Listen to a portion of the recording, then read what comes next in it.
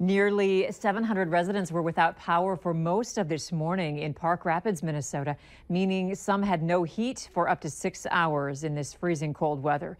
Valley News Team's Rose Itzkovitz explains how the bitter cold was what started the problem in the first place.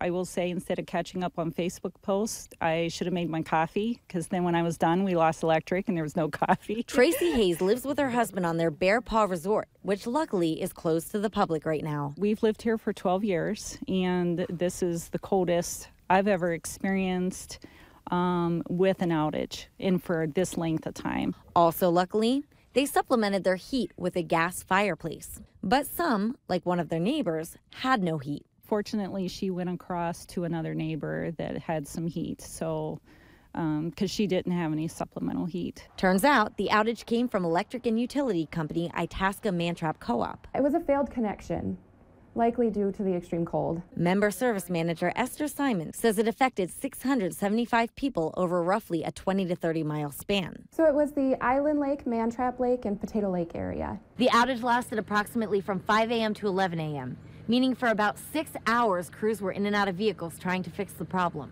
And I'm told temps were as low as 35 below zero this morning. I can't even imagine what they went through being out in these temperatures, constantly working on to get the power on. Hayes says losing power for so long in this extreme cold was definitely scary, but she felt better knowing her electric company was working on the problem. Any experience we've had with them in our 12 years here, they've always done a fantastic job. In Park Rapids, Rose Itzkovitz, Valley News Live.